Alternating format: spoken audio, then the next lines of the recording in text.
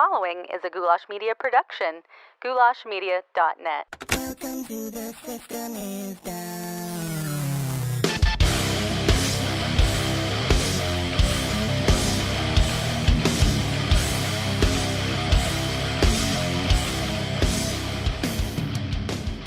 Well, good morning and happy Monday to you. I hope this interview finds you well and this episode makes your Monday morning a little less painful as you commute to or from your place of employment or are brave and bold enough to listen to it while on the job. But welcome back to another fantastic episode of the least comfortable show on the web. It is, of course, The System is Down, the place where we talk about all the uncomfortable topics, things like conspiracies, politics, and religion.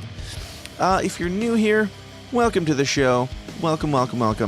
Go find the person who invited you, give him a big hashtag #MeToo, kiss on the mouth, and slap on the rear from you and from me because I appreciate you being here, obviously, and I know that you're going to enjoy it, and I know you're going to enjoy it because of why you clicked on it. You clicked on it because, goddamn, I'm talking to the man himself, Tom Macdonald, Tom Macdonald, who I have been trying to get on the show for a hot minute, and am very honored and stoked to have had him on and had a fantastic chat about all the things, conspiracies, politics, religion, and of course, his music. We talk a little bit about his music. We're going to get into that conversation here in just a moment, but before we do, I got to remind you guys about the Downers Club.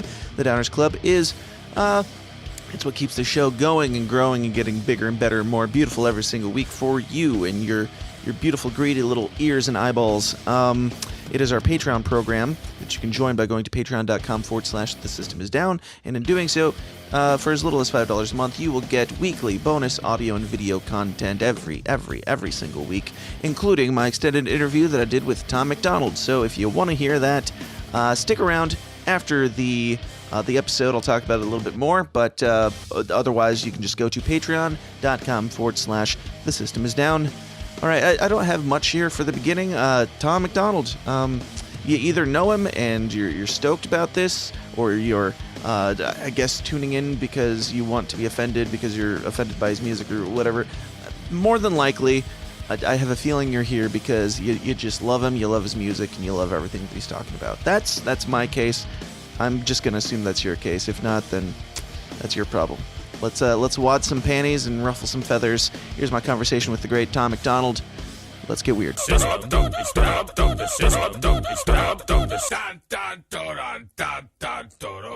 My guest today is the most controversial rapper of 2019, and definitely not a clone, Tom Macdonald. Tom, how you doing, man? Good, bro. How are you? I'm doing well. Thanks for coming on. I know you're a busy guy. I know you got a lot to do, so thanks for giving us the time. How did you feel about our polite Twitter harassment campaign that we put out there for you? Honestly, my Twitter's always going so crazy that I didn't even really see it. I just knew that you wanted to. I wanted to do it because I saw you do the album review, and you were really tasteful about it, and didn't leak the songs and shit. So sure. Yeah, I was just stoked to see that there was somebody out there that was doing it in a tasteful way that I didn't have to give a copyright strike to. Sure. So I was like, fuck it. This guy seems cool and he went about it in the right way. So I was like, cool, do the thing. Yeah. Yeah, appreciate it. So give us a little bit of background on you and kind of your upbringing leading up to where you are now. Shit. Yeah, man, just another fucking misfit kid falling through the cracks, got into pro wrestling for a while. Was a pro wrestler, toured around doing that. Subsequently got out of that because just accumulated injuries and sure. certain politics and stuff that I wasn't really fond of. And yeah, had just always been writing music and stuff. Started out with rock songs and shit. Because my dad introduced me to Zeppelin and CCR and a lot of classic rock and stuff. Sure. Pretty quickly came to the realization that I didn't have the voice of a Robert Plant or a Joe Cocker or somebody like that, but still wanted to make music. So it kind of transformed into rap and shit. And then when I left the wrestling business, I just needed an outlet. And And that's really where it all started. I think I was like 19 years old when I released my first song. I'm now 31. So it's been, like a little over 10 years, and it's just, that's pretty much it. That's the Reader's Digest. I mean, if you go back and listen to like a lot of my old songs and stuff from when I was 19 up until when I was about probably like 29 or 28, it was, I mean, there's some good music there, but like the content and the subject matter like is completely different than what I'm doing right now. Right. I was just like a kid, just like trying to find my fucking way and trying to figure out what to talk about. And I was talking about the same shit that everybody else was talking about: the money, the cars, the clothes, the girls, the parties, all that. And then, when I first started picking up on your stuff, I heard a couple of the singles, and I went back and listened to your old albums, and I was like, oh, he's changed a lot. Like, I mean, it's good, but it wasn't anything compared to what you're doing now. Yeah, for sure. It just, man, I was just doing my thing. Just like everybody else was doing their thing. I was being the cool guy and talking about the same old shit. And then probably like 3.5 or 4 years ago, I had like this really crazy like mental breakdown and shit, and started dealing with like different forms of mental illness that I hadn't dealt with prior to the mental breakdown. And it was just like, I just had that fucking come to Jesus moment where it was just like, I was ready to just be gone, dude. It was 9 months of just like acute inner turmoil, and every fucking day felt like it was like a year long, and every second felt like it lasted forever. And after 9 months of that, I was fucking exhausted. I was just ready to be done with fighting, and I'm just ready to just check out. And by the grace of God, or whatever the fuck it is, I was fortunate enough to come out of it. And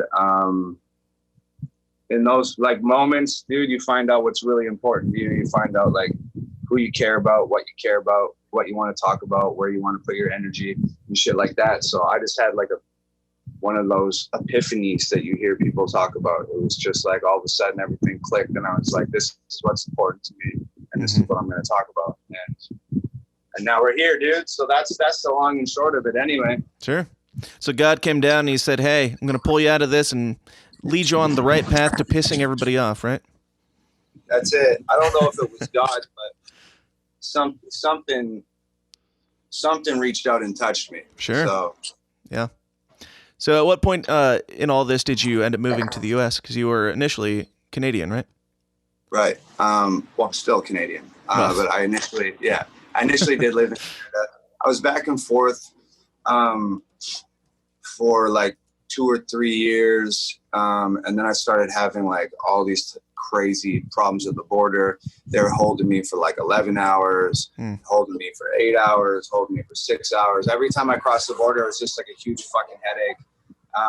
So then I just ended up getting my artist visa and being here on a permanent basis. Because I mean, as a musician, there's only so far you can take your music in Canada.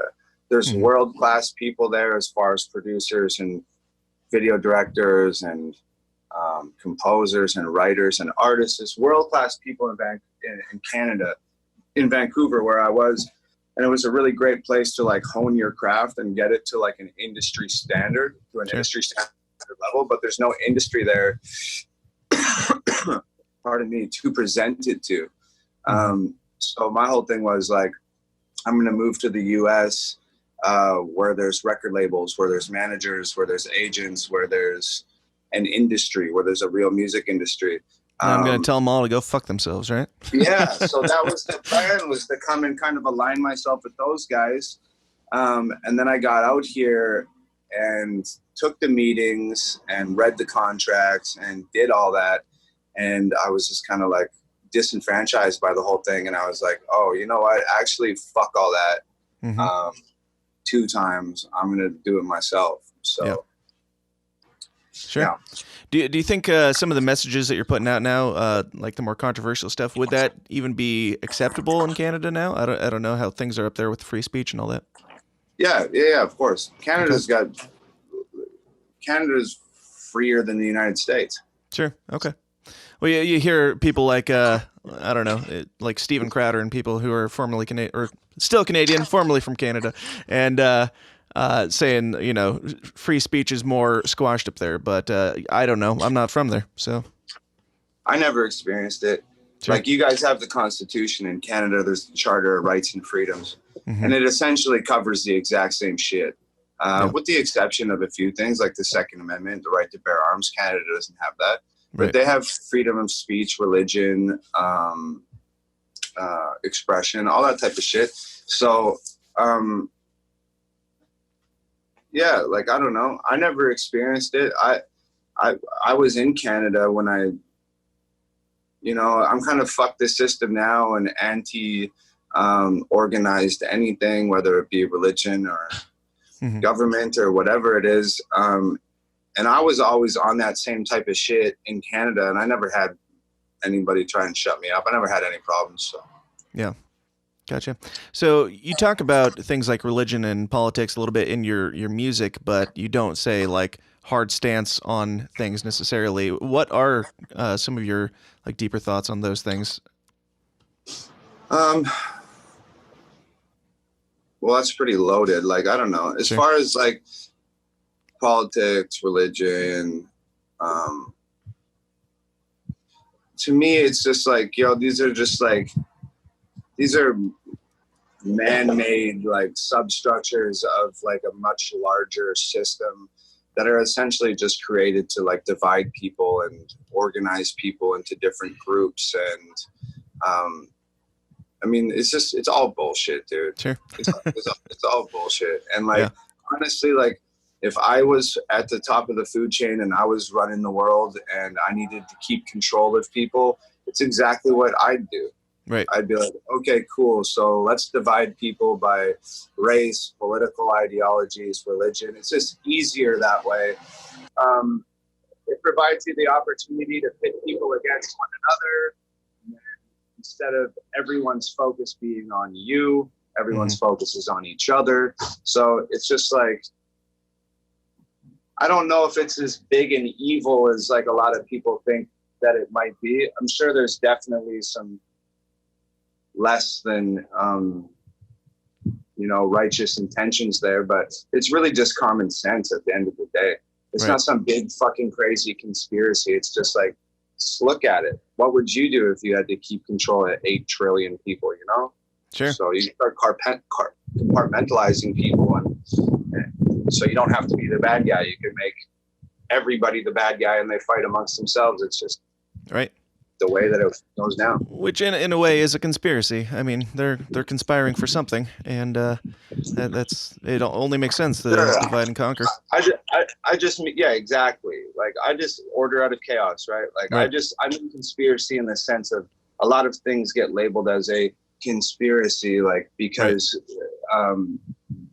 maybe it's not true. Sure. Like, but I think that the structure of the system, just because somebody hasn't put it on a piece of paper and given it to you in a textbook, all you Right. got to do is stand back for 2 seconds and look at it. You can see the hierarchy. Like, it's not some fucking big secret, it's just right there.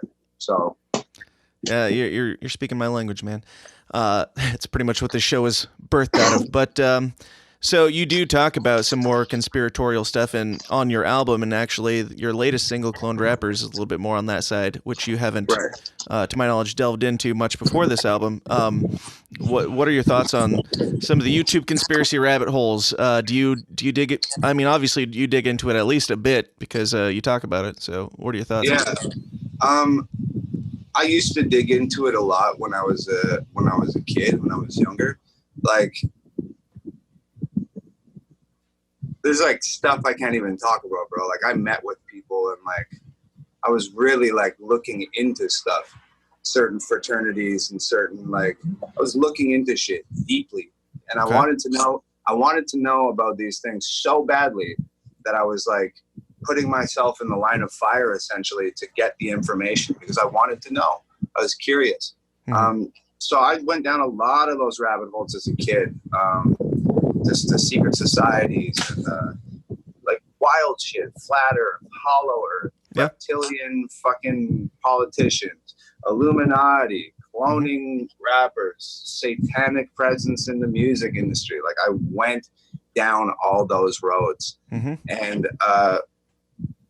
what essentially ended up happening was I found myself surrounded by, I was accumulating so much information and thinking about it so often that it created like there was some sort of dark presence in my life at that point in time. I know it sounds crazy, but whether that presence was external or if it brewed up in my own head from reading so much wild and paranoia, subconsciously negative shit, it just put me in like a dark place. And then I was like, okay, cool. Like, I need to like take a step back from this stuff because it's consuming me. Yeah. So I just like backed off it. I'm still like really into it. I don't sit around and watch the documentaries anymore. I don't dig. I feel like you can't dig into YouTube anymore because they shut it all down. So yeah. And I feel like I discovered the bulk of the information before it started disappearing off the internet. So it's like always in the back of my mind. I always approach things with that knowledge, you know, kind of spinning around in my head.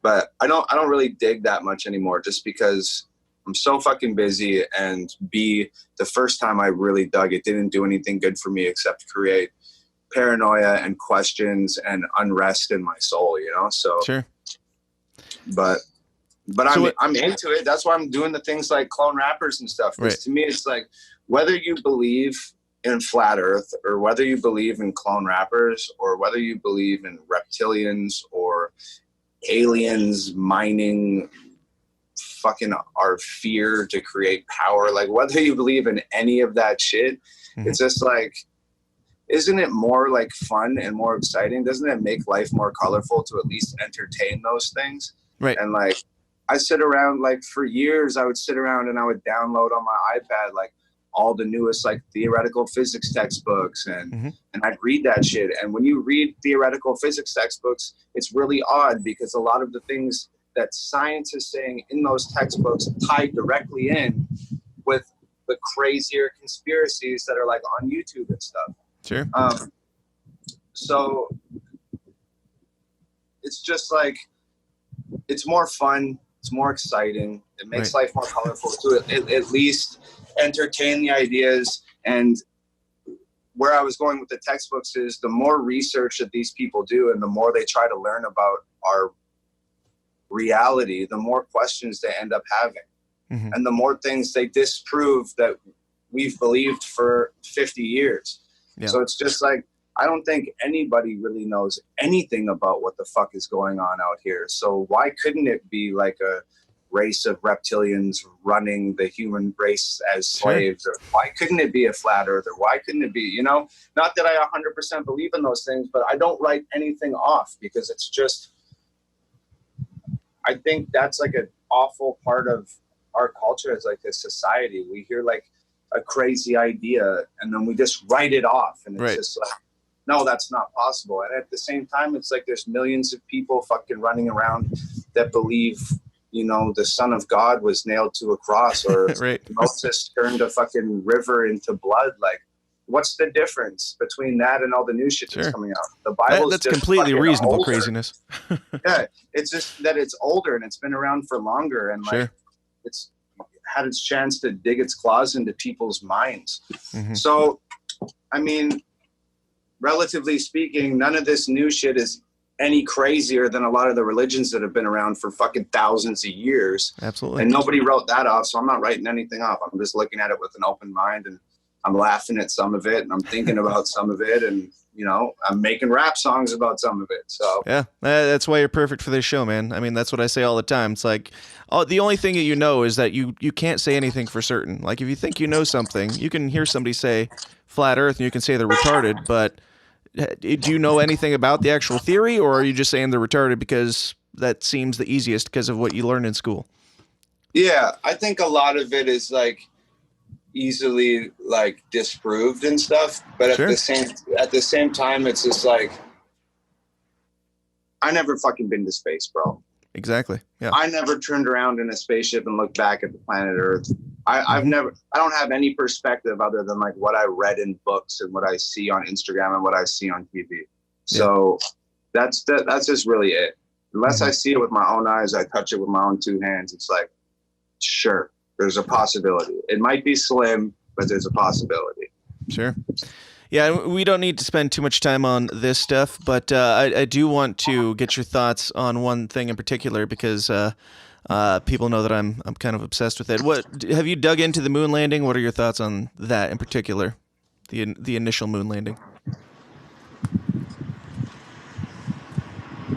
It might have been like a brilliant narrative to bankrupt the Soviet Union. I'm not sure. It could have been. I'm not sure, but like also at the same time, it's just like it might all be bullshit. I watched a lot of that when I was a kid. Like I said, it might have been a brilliant narrative to disrupt and bankrupt the Soviet Union, which it essentially ended up doing for a short period of time. So I could definitely see that. But at the same time, talk to somebody like my father who sat cross-legged on the floor in his house and watch that happen for the first time. You cannot tell that person, of course, that's bullshit. You can't. These people were their fucking heroes. Right.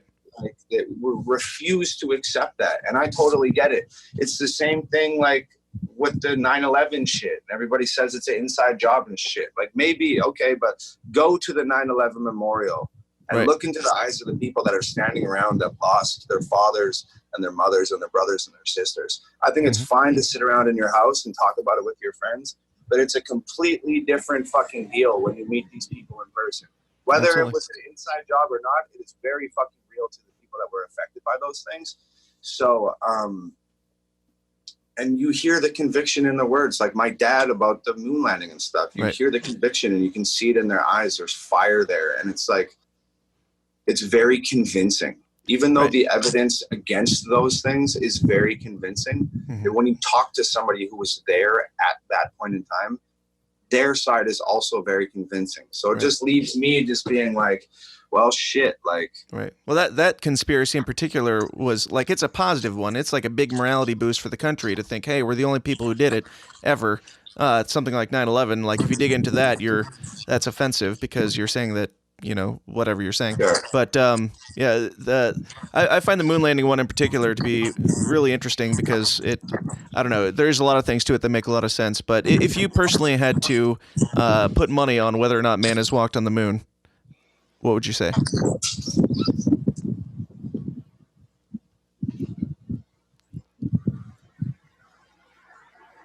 I'd say that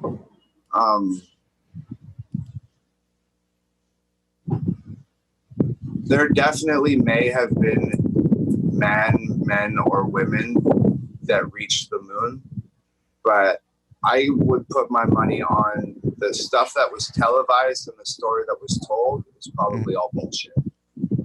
Okay. If I had to, I'd say that footage is not real. And I would say that the story of Neil Armstrong and all that stuff is he's a folk hero. I would say that it was bullshit. I'd say that there might have been somebody that reached there, but it might have been like a catastrophic failure. Sure. And that obviously wasn't in the news. And I'd say that the story that they presented was probably bullshit. Right on. And what makes you think that? After this, we can move on to get back to your music because this is not what you're here for. Yeah, sure. I don't know. I just know that for the fucking iPhone that I'm doing this interview on has more computing power than NASA had at that point in time. Infinitely more, yeah. Yeah, and just like on that basis, and we're losing our connection here. Yeah, right. So just on that basis alone, I'd be skeptical of it. And there's a lot of things like you've read about it. I've read about it. There's the radiation belt and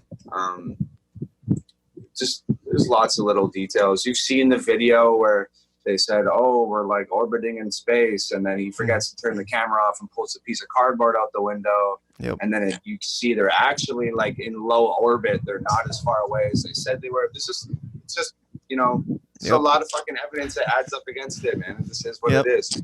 Shout out to anybody from the future that's listening to this who will not be able to find these videos. They're out there. Hit me up. I'll let you know.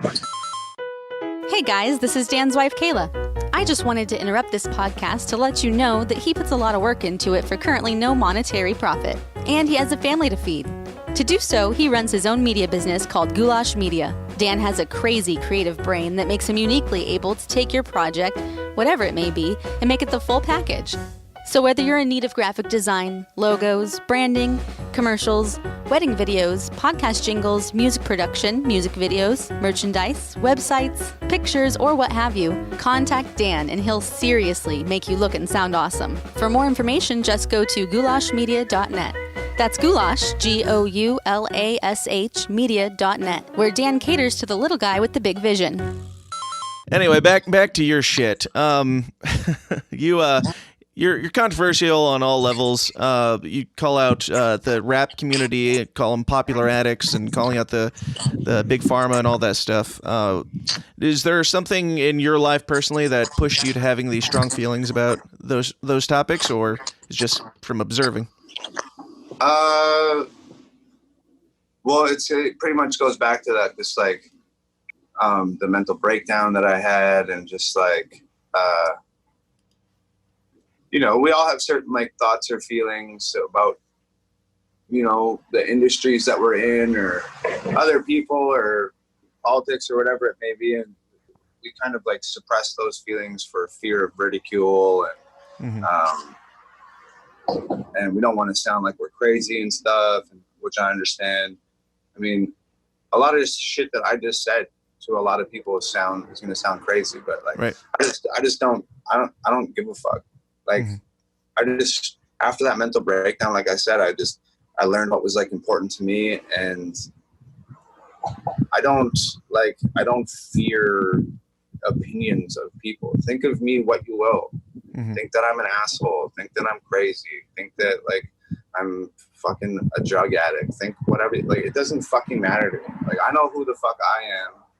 I know that like I had a fucking real belief like in myself, and a real belief in the things that I wanted to talk about, and I almost fucking died in order to like get these things out to the world. And just look at my fucking life, dude. I'm doing what the fuck I love with the people who I love every single fucking day. There's nothing anybody can tell me like at this point. I think it's healthy to criticize the status quo of the industry that you work in. That's how things get better. I think it's healthy to criticize the status quo of your government. It's just the way that it is, man. Right on. So in this persona that you are, is any of it an act? Is any of Tom Macdonald any of the controversy? Well, I mean, just in how you present yourself to the world. Is any of it myself in any way? Okay, just how you are. How I am is how I am, brother. Right on. That's it. There's no fucking act. This is not a fucking costume. This is not a play. I'm not putting on anything for anyone. For literally the first time in my life, for 27 years, I walked around wearing what I thought was cool, saying what I thought was acceptable, and censoring myself to make other people feel more comfortable. For the first time in my life, after that fucking mental breakdown, I no longer give a fuck. I understand that our time here is finite. And I need to do what the fuck I need to do, how I want to do it, whenever the fuck I want to do it, all the time. And that's it. This is the most genuine, authentic version of myself that I could have ever fucking imagined of being. Awesome. And I feel very fortunate to be able to do it on a public platform like we're doing. Absolutely. Right on. So your songs like Straight White Male and If I Was Black are some of your most controversial. You know, you put out Straight White Male, and people gave you shit for it being racist or whatever, and then you put out the counterpoint, and people said that was racist. And so can you speak to that a little bit, and where we are in 2019? Yeah, it's fucking crazy, dude. Everything is fucking racist. Everything is sexist. Everything is offensive. Everything is a fucking problem these days. It's just it's a symptom of our fucking society, man. It's just a sign of the times. Like, I don't even think that, like, most of the people that it started out with White Boy. Right. I don't even think that most people really feel like those records are racist or unacceptable or whatever. I think, like, the main thing is that the new cool in 2019 is this fucking super granola, ultra sensitive, like hyper feminine, like version of like a man.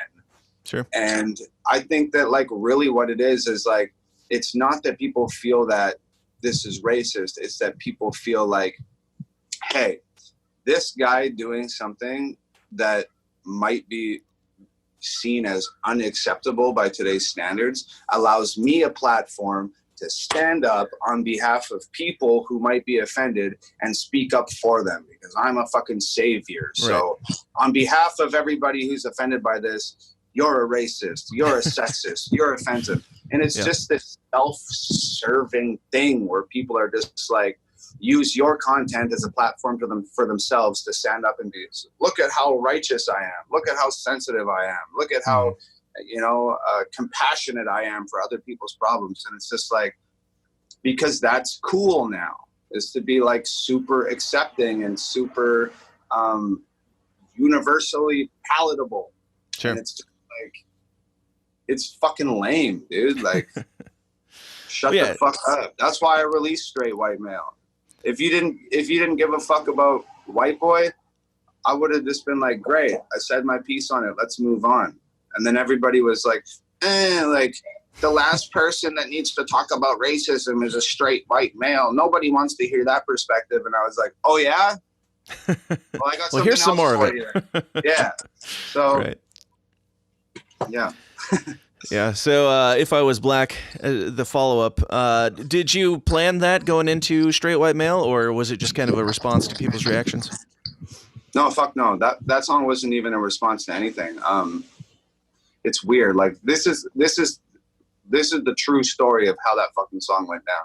So I had planned the Buttholes video, and I had a completely different video plan for it.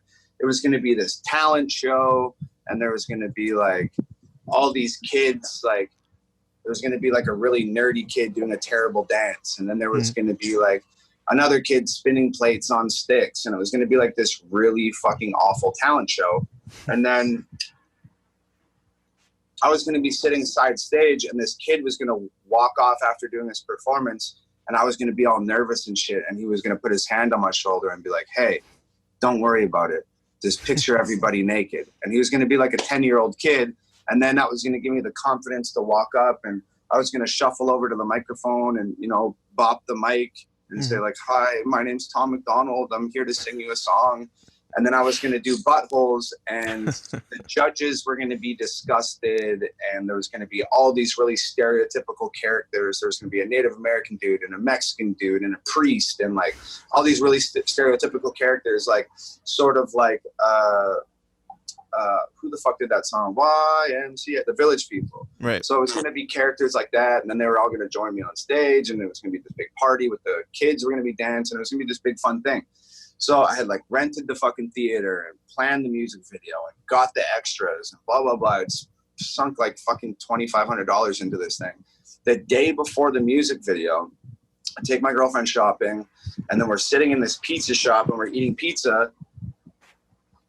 And these two black dudes walk in, and the one guy had like sun-bleached dreads.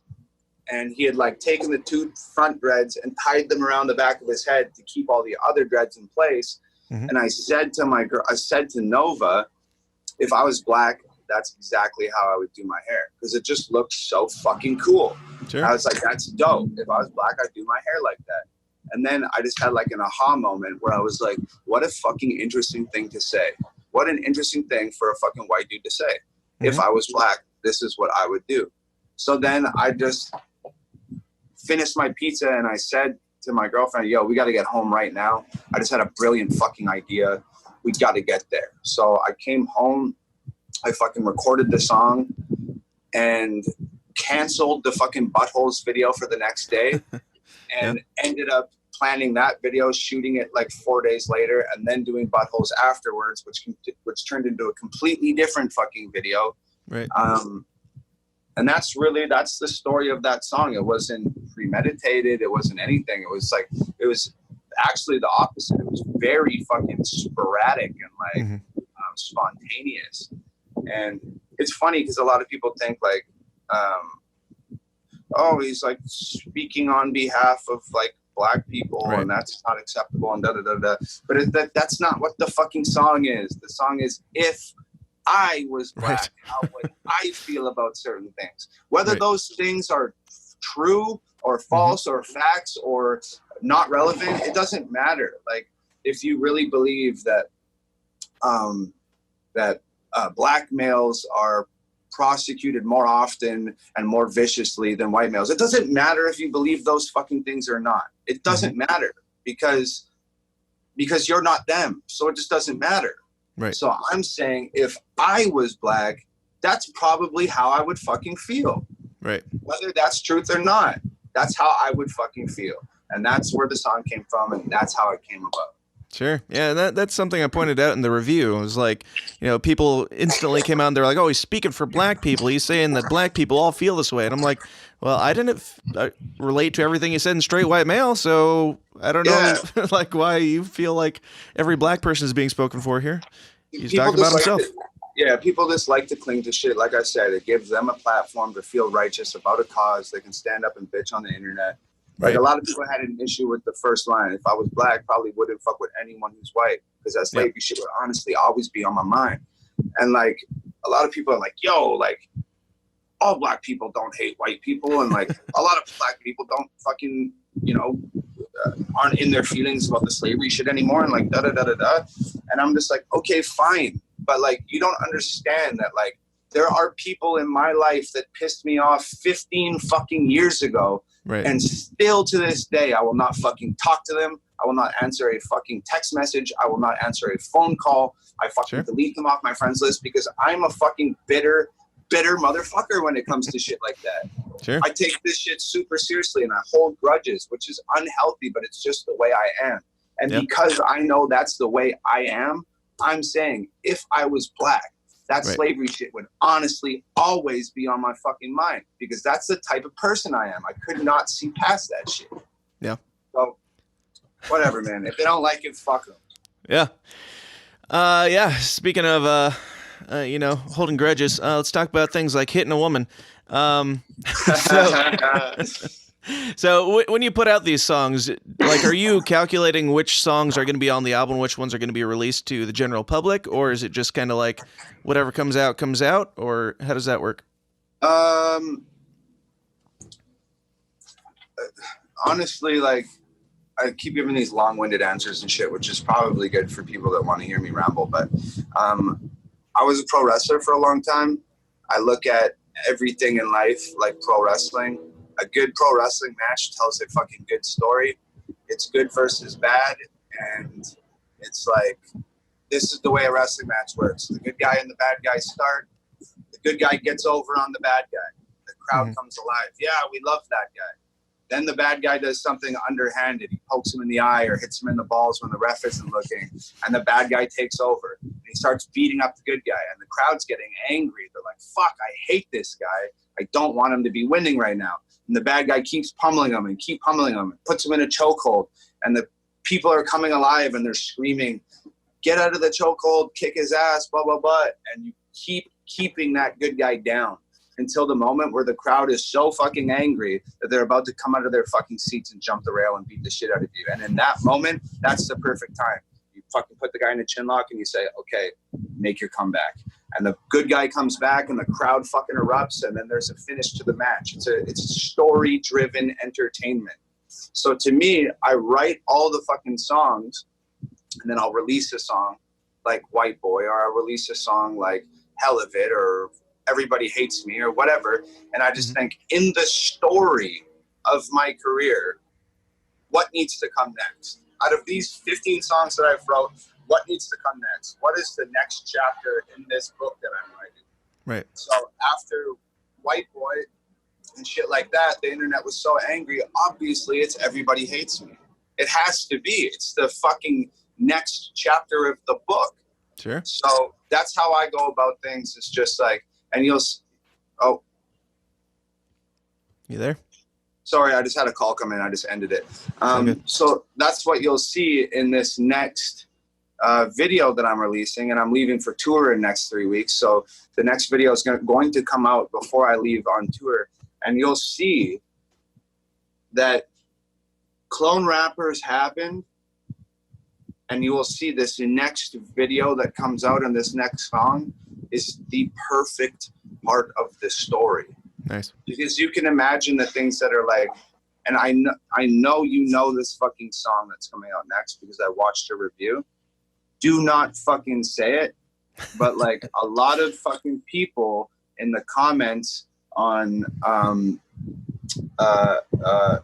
clone rappers have said like, you need to watch out now that you've released this fucking song. You need to watch out. You need to be careful. They're not going to like this. So the next song that comes out, you know what it is, but you're not going to say it. I'm not going to say it. Yes. But this episode might not be coming out for a couple weeks anyway, so it might already be out by then. Once okay, this video perfect. drops. That would be fantastic. That would be fantastic. But yeah, I'm very much looking forward to it because I was definitely pushing for that. And we'll leave it at that, just in case any spoilers. But yeah, so with the whole independent thing that you do, is that so you're right? Are you still planning on making more and more videos off that album, or are you just kind of on to the next thing? Because I was kind of surprised when the album dropped and then Clone Rappers came out and it wasn't on the album. Yeah, I work fast, dude. Yeah. Like, are you already on to writing the next album, or are you still working off this? Sure am. But I'm gonna do both. I'm gonna do both. It needs to be like a healthy mixture because there's songs on Ghost Stories that absolutely have to see the light of day. Absolutely.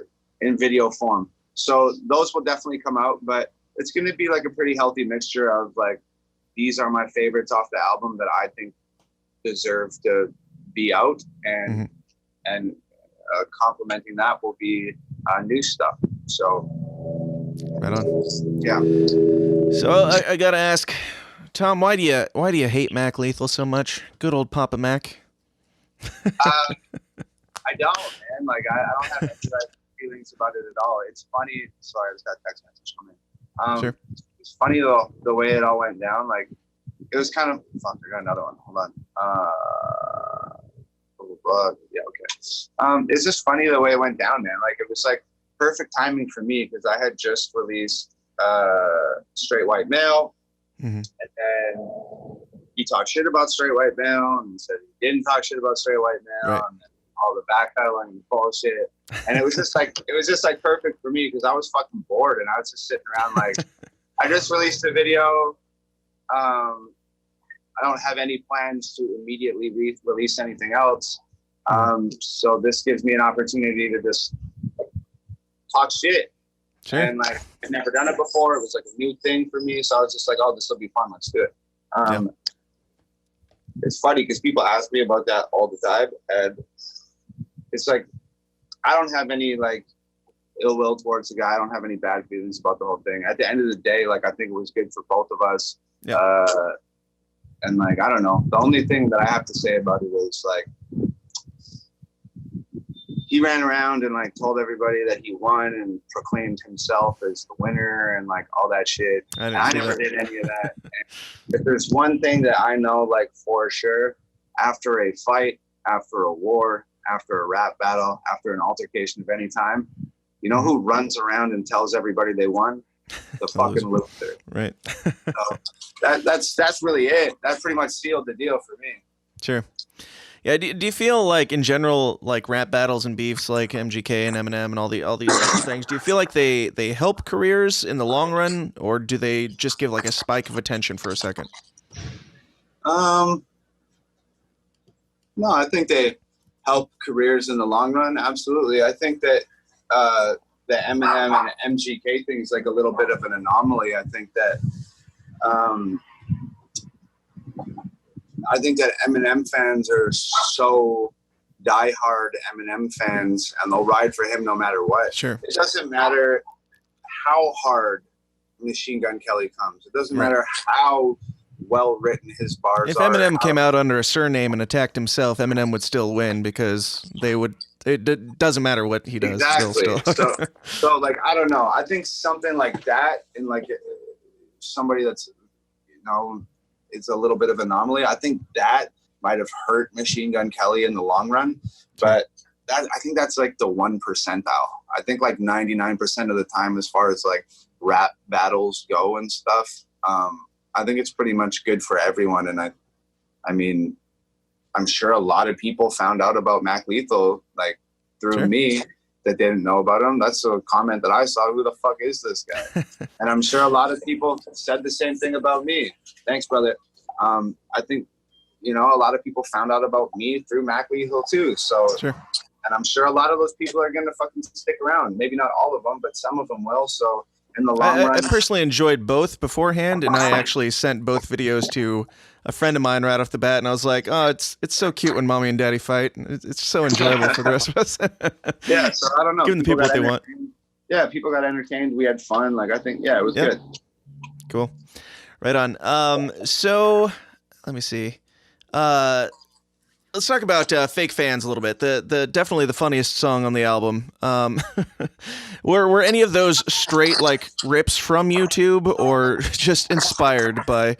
Are any of those quotes in there not true? Oh yeah, no, they're all legit, man. Yeah. Like I mean, maybe some of them were just like from my imagination, just like supplemental bars and shit. But yeah, for the majority of those things, I actually read. So. It's just like, I get it, bro. Like, I get it, man. Like, the fucking genre is full of bullshit, and people feel disheartened by, the artists that represent them, and especially when, like, a lot of these guys first come out and their fans champion them, and then they get a record deal, and their artistic integrity gets compromised, and it's like, the only thing I can compare it to is, like, when I was 14 and I was a huge wrestling fan, and Steve Austin was like the hero of my fucking life. And then at WrestleMania 17, he was a babyface, which is a good guy. And he turned heel at WrestleMania and turned into a bad guy. And it broke my fucking heart. It broke my fucking heart, man.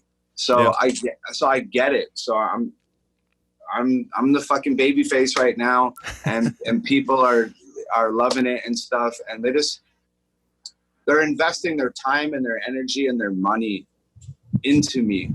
And I'm speaking a lot of things that are in their minds and their hearts. And it's for the first time in a long time, there hasn't been an artist that does that for them. So they don't want to lose me. Yeah. And they don't want me to lose myself, because it's going to affect them as well. And I completely fucking understand it. It's just frustrating to me, because like consistency and integrity are two of like my biggest things. And I'm just like not going to lose myself. There's no amount of money. There's no girl. There's no fancy car. There's no promise, no carrot that anybody can dangle in front of my face that is going to change me at this point in time. So it's just frustrating to like hear those things and read those things. And that's why I talked the shit that I talked in that song. Right on. Yeah, let's go back a little ways. As somebody who's like all pro, fuck everything. Let's talk about American Dreams for just a second, just because I think I understand the gist of the song, but everybody else seems to think it's just a straight up anti-gun song. Can you break it down a little bit for the record? Yeah. Yeah, it's weird. A lot of people thought that I was like anti-gun. Seen a little bit, brother. So I was standing by. A lot of people thought that it was like anti-gun or whatever. It's just it wasn't. I'm actually pro-gun. I'm pro like Second Amendment. I think that people should be strapped. I think that's like important. Sure. It's just it's about people. The song is about people, and like the song is about romanticizing murderers Yeah. And like these people getting famous off of some of the heinous shit that they do.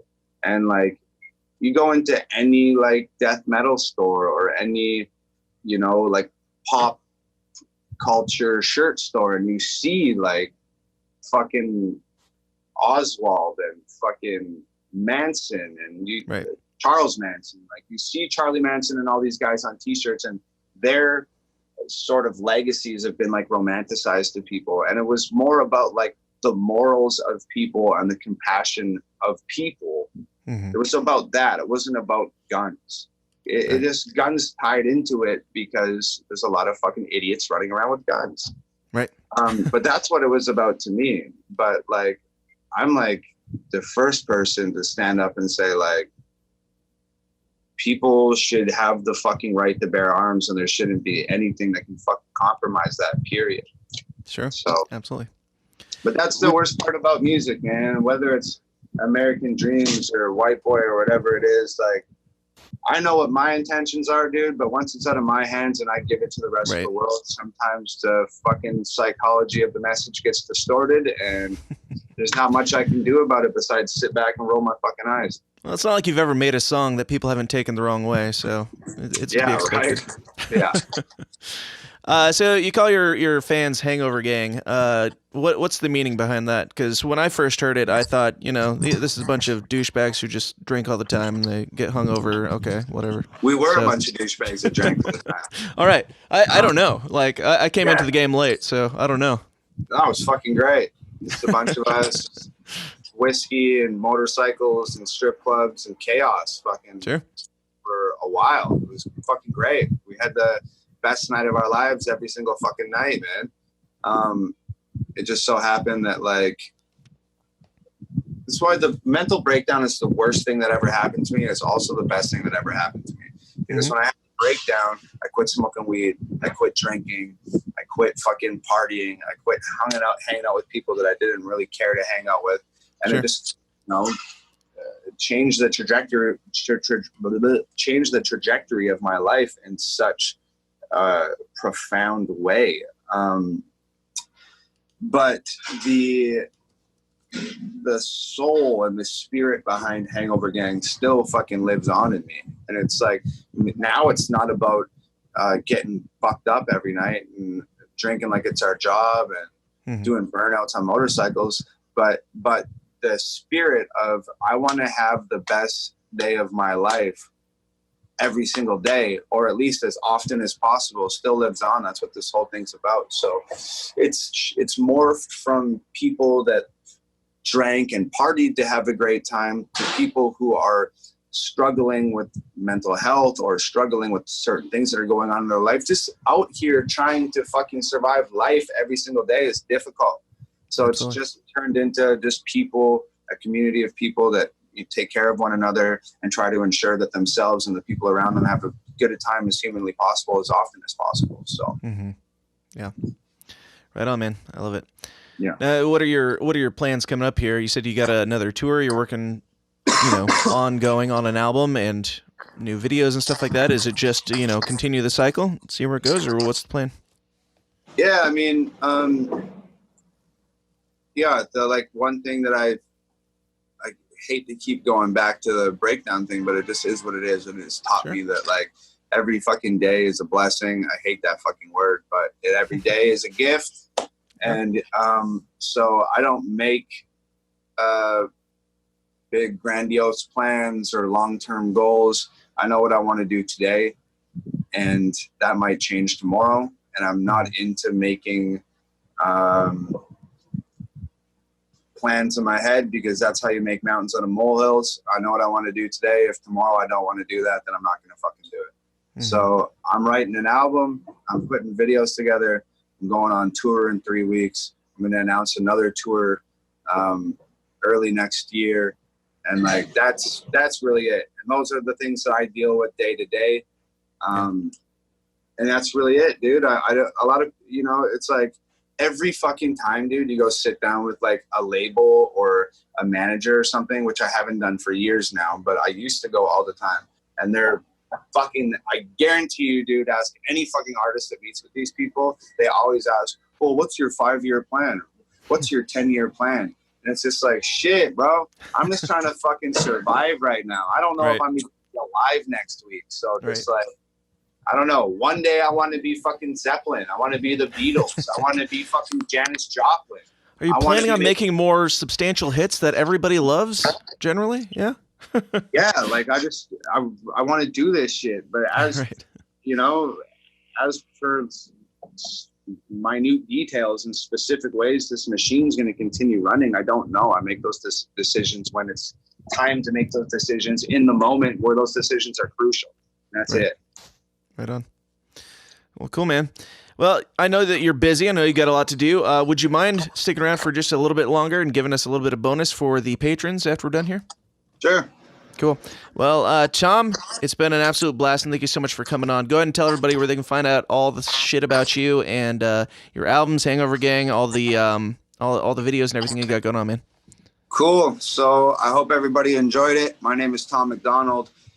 Every single copy of my albums are signed. You can grab them from my website, www.hangovergang.com. If you're interested in hearing the most controversial music on the planet, you can find me on YouTube, youtube.com/Tom Macdonald Official. I do live streams and hang out with everybody on Facebook as well, facebook.com/Tom Macdonald Official. If you don't like the internet, come see me at a show. I got 22 of them in November. Fuck anybody that doesn't like it. Hangover Gang forever. Right on, man. And any final thoughts for people out there who are easily offended by Tom Macdonald or Dave Chappelle or Joker or anything else? Yeah, get better problems, you fucking loser. I think that's the best way that we could end it. Tom, thanks so much, man.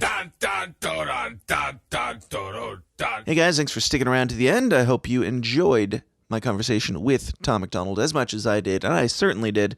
Of course, that is to be expected, as I have ranted and raved. There are few guests that I've been trying to get on who I was, more stoked about than Tom Macdonald, to the extent that I did some things.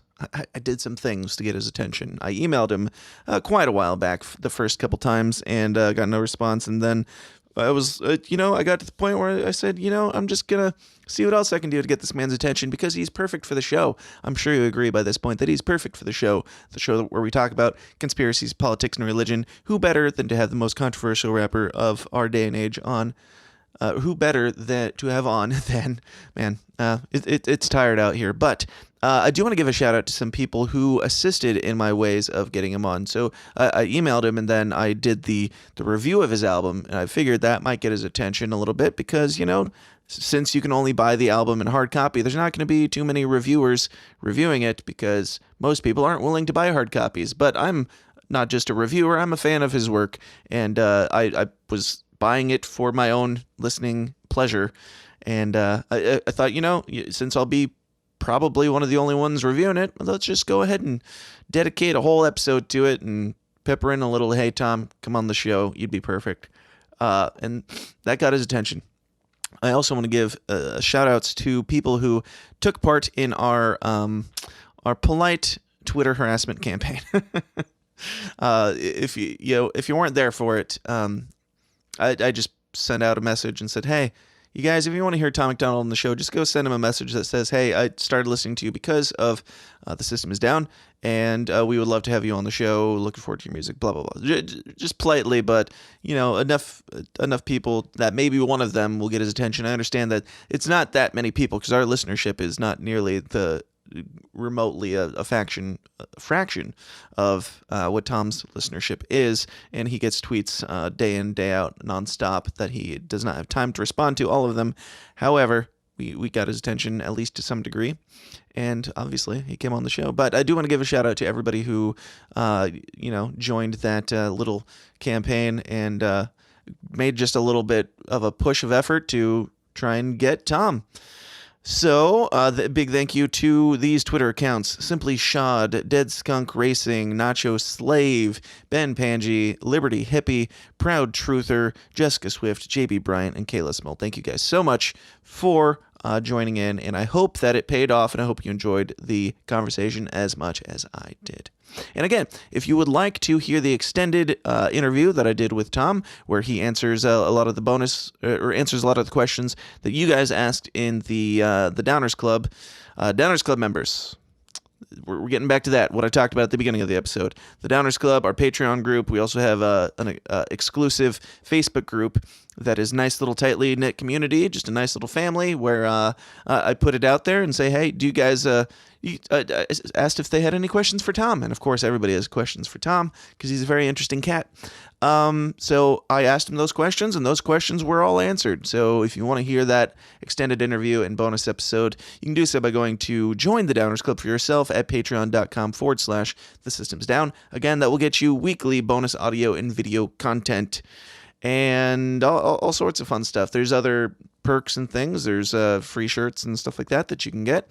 So go check it out. Patreon.com/The System Is Down. Signing up for as little as a cup of coffee. That is $5 a month. That is only, I mean, if you walk around for a month with staring at the ground, you'll probably find $5 and change. So it's basically nothing. So consider it. If you like what you heard and you want to hear more, just consider it. I don't mean to beg. I don't mean to be that annoying guy who begs for money.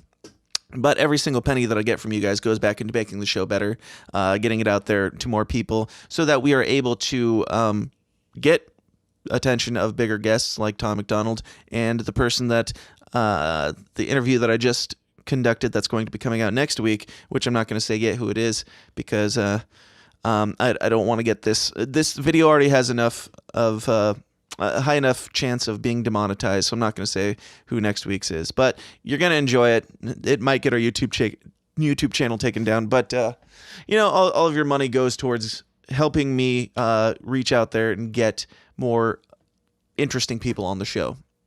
So, you only have yourself to thank. You only have yourself to blame if it doesn't get better, I suppose. But I do appreciate everything. I appreciate even all of you guys listening for free. Absolutely, of course, because you guys are awesome and love you guys. But what else do we got going on? Every Friday on this channel, wherever you're listening to this right now, Scott McElroy does QAnon Chronicles, which is digging into the crazy world of the Q conspiracy theory stuff and looking into things that are happening in current events and the news and stuff like that. So very, very interesting. It's a completely different type of show than what this is, but I think you're going to enjoy it. So check out QAnonChronicles.com or just tune in every Friday right back here wherever you're listening to this for something else, something similar, but not quite.